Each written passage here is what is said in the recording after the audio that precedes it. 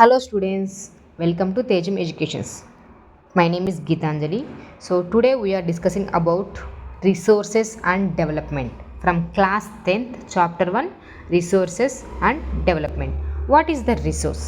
Resource it refers to things that people use to meet their needs and improve their lives.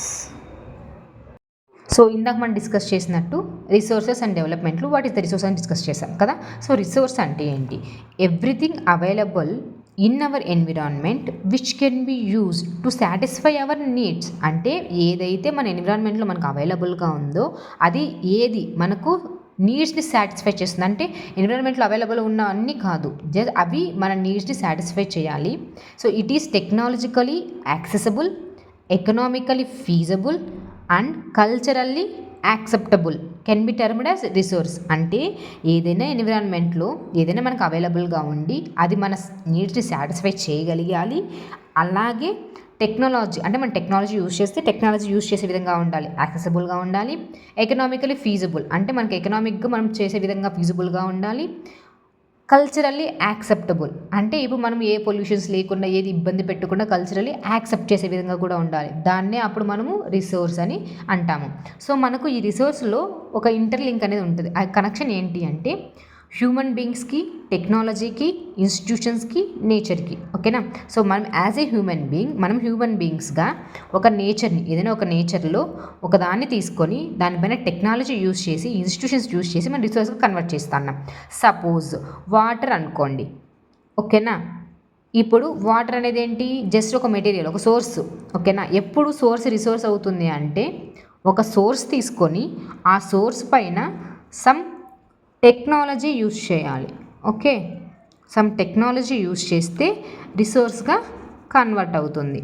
Okay. అప్పుడే మనం దాన్ని resource అంటాము. So resource కావాలంటే మనం ఇక్కడ ఏం యూజ్ చేయాలి? టెక్నాలజీ యూజ్ చేయాలి. సపోజ్ ఇఫ్ వాటర్ తీసుకుంటే వాటర్ ఇప్పుడు సోర్సా రిసోర్సా? సో ఇప్పుడు ఇది సోర్స్. సో దీన్ని మనం రిసోర్స్గా ఎలా మార్చుకుంటాము? ఒక టెక్నాలజీ యూజ్ చేస్తాం. సమ్ ప్లాంట్స్ ఉంటాయి. ఇప్పుడు వాటర్ని యూజ్ చేసి మనము ఎనర్జీ జనరేట్ చేస్తున్నాం. అంటే ఒక టెక్నాలజీ ప్రాపర్గా యూజ్ చేసి ఈ వాటర్ పైన మనము ఎనర్జీ అనేదాన్ని జనరేట్ చేస్తున్నాం. అంటే ఇప్పుడు ఎనర్జీని వాటర్ని రిసోర్స్గా కన్వర్ట్ చేసుకుంటున్నాం. సో ఇప్పుడు ఇదేమవుతుంది? వాటర్ రిసోర్స్ అవుతుంది. ఓకేనా. అలాగా టెక్నాలజీకి, హ్యూమన్ బీయింగ్స్కి, నేచర్కి, ఇన్స్టిట్యూషన్స్కి కనెక్షన్ అనేది ఇంటర్ కనెక్షన్ ఉంటుంది. ఓకే. ఈ మూడు వచ్చి డిపెండెంట్ అనమాట, ఒకదానిపైన ఒకటి డిపెండ్ అయి ఉంటాయి. Okay.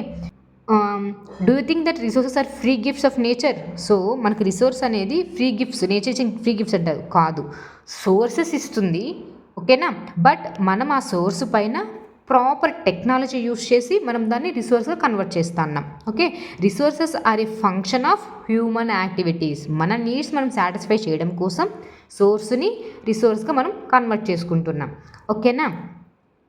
Human beings themselves are essential components of resources. Okay, they transform material available in our environment into resources and use them. Okay, మనము ఎన్విరాన్మెంట్లో ఉన్న ఒక మెటీరియల్ని టెక్నాలజీ యూజ్ చేసి మనము రిసోర్స్గా కన్వర్ట్ చేసుకొని దాన్ని మనము యూజ్ చేసి మన సాటిస్ఫైస్ని, మనం నీడ్స్ని, ఉన్న రిసోర్స్ని మనం యూజ్ చేసుకొని మన నీడ్స్ని సాటిస్ఫై అనేది మనం చేసుకుంటాం. ఓకేనా.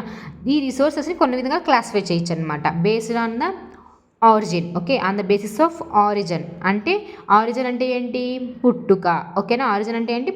పుట్టుకని బేస్ చేసుకొని, అంటే ఆరిజిన్ బేస్ చేసుకొని మనము రిసోర్స్ని టూగా క్లాసిఫై చేయొచ్చు. ఒకటి వచ్చి బయోటిక్, అబయోటిక్. ఓకేనా. ఆన్ ద బేసిస్ ఆఫ్ ఎగ్జాస్టబిలిటీ అంటే క్షీణత, అంటే ఎగ్జాస్టబిలిటీ అది ఎంత ఉంది, అది మనం దాన్ని తిరిగి తేయగలమా లేదా అనే దాన్ని డిపెండ్ అయ్యి మనము టూ టైప్స్, అంటే రెన్యూబుల్, నాన్ రెన్యూబుల్. ఓకేనా. రెన్యూబుల్ అంటే ఏంది? మనం మళ్ళీ పునరుత్పాదం చేయొచ్చు, అంటే తిరిగి మళ్ళీ దాన్ని క్రియేట్ చేయొచ్చు. బట్ నాన్ రెన్యూబుల్ అంటే ఏంటి? పునరుత్పాదకం కానిది, అంటే మనం దాన్ని మళ్ళీ క్రియేట్ చేయలేమన్నమాట. On the basis of ownership అంటే యాజమాన్యం. ఓకేనా. ఇది ఎన్ని ఉన్నాయి? Community, community. So on the basis of ownership అంటే యాజమాన్యం. సో ఓనర్షిప్ బేస్ మీద చేసుకొని మనము రిసోర్స్ని క్లాసిఫై చేయొచ్చు. Individual resource, community resource, national resource and international resources. So last one is on the basis of status of development. అంటే status of development అంటే ఏంది? అభివృద్ధి స్థితి, అంటే అభివృద్ధి స్టేటస్ అనేది ఎలా ఉంది, ఓకేనా? దాన్ని డిపెండ్ చేసుకొని potential, developed stock and reserves, ఓకేనా? అంటే ఇప్పుడు మనం సపోజ్ మన ఇండియా డెవలపింగ్ కంట్రీ అంటున్నాం. ఎందుకని? మన డెవలప్మెంట్ స్టేటస్ డెవలపింగ్ కాబట్టి ఆ స్టేటస్ డిపెండ్ అయ్యి మనది డెవలపింగ్ కంట్రీ అవుతుంది. ఇప్పుడు డెవలప్డ్ అంటే ఏంటి? సో మన స్టేటస్ ఆఫ్ డెవలప్మెంట్ ఎలా ఉంది? డెవలప్ అయిపోయింది కాబట్టి డెవలప్డ్ కంట్రీ అంటాము. So status of development depends చేసుకొని అది పొటెన్షియలా, డెవలప్డ్ స్టాకా, రిజర్వ్స్ అని మనము రిసోర్సెస్ని కేటగిరీ చేస్తాము, ఓకేనా? నెక్స్ట్ వీడియోలో మనము క్లాసిఫికేషన్ ఆఫ్ రిసోర్స్ని చూద్దాము. ఓకే, మీకు అర్థమైంది కదా అసలు రిసోర్స్ అంటే ఏంటి, మన టెక్నాలజీకి, ఇన్స్టిట్యూషన్స్కి, నేచర్కి ఎలా లింక్ ఉంది, మనము సోర్స్ని రిసోర్స్గా ఎలా కన్వర్ట్ చేస్తున్నాము అనేది నెక్స్ట్ వీడియోలో మనము క్లాసిఫికేషన్ ఆఫ్ రిసోర్స్ అనేది చూద్దాం, ఓకేనా? Thank you.